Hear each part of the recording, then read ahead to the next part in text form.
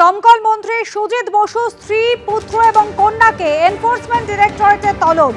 আগামী সপ্তাহে সিজিও কমপ্লেক্সে ইডি দপ্তরে তাদেরকে তলব করা হয়েছে।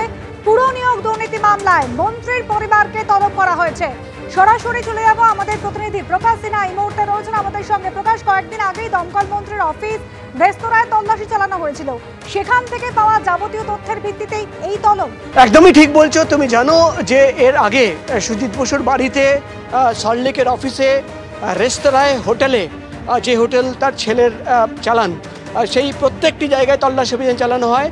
এবং এর বাইরে সুজিত বসুর হিসেব রক্ষক, চার্টার্ড অ্যাকাউন্টেন্ট থেকে শুরু করে একাধিক অ্যাসোসিয়েটদের, যেটা ইডির তরফে দাবি করা হচ্ছে, তাদের বাড়িতে, তাদের অফিসে তল্লাশি অভিযান চালানো হয় এবং প্রচুর নথি বাজেয়াপ্ত করা হয়, প্রমাণ পাওয়া যায় এমনই দাবি কিন্তু ইডির তরফে করা হচ্ছে। এবং যেটা ইডির দাবি যে প্রচুর সম্পত্তির তথ্য এবং নথি পাওয়া গেছে এবং সেই সম্পত্তি নথি সামনে রেখে গত 10 দিন ধরে ইডি আধিকারিকরা কিন্তু তদন্ত চালাচ্ছিলেন। এর মধ্যেই কিন্তু যেটা ইডি সূত্রের খবর, সুজিত বসুর চার্টার্ড অ্যাকাউন্টেন্ট, একাধিক ব্যবসায়ীদের তলব করে তাদের বয়ান রেকর্ড করা হয়েছে।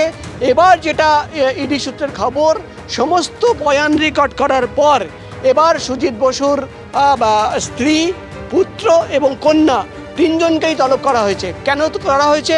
ইডি সূত্রের খবর, তদন্ত করতে গিয়ে তাদের নাম সামনে আসছে। কিভাবে সামনে আসছে?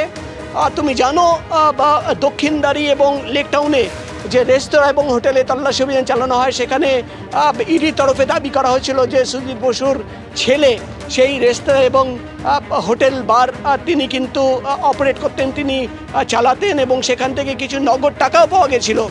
এবং ইডির তরফে দাবি করা হচ্ছে স্ত্রী এবং কন্যার নাম উঠে আসছে একটি সংস্থা, সেই সংস্থার অ্যাকাউন্ট থেকে তাদের অ্যাকাউন্টে টাকা যাচ্ছে।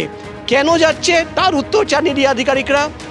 কেন তারা প্রতি মাসে টাকা নিতেন তার উত্তর চান ইডি আধিকারিকরা। তাদের সঙ্গে, সেই সংস্থার সঙ্গে কোনো ধরনের চুক্তি ছিল কিনা, সম্পত্তির যে কেনা হয়েছিল তার সোর্স অফ ইনকাম কী ছিল, কেনার জন্য যে টাকা তার সোর্স কী ছিল, একাধিক প্রশ্ন রয়েছে, যার উত্তর পাওয়ার জন্যই কিন্তু সুজিত বসুর স্ত্রী, পুত্র এবং কন্যা তিনজনকেই তলব করা হয়েছে।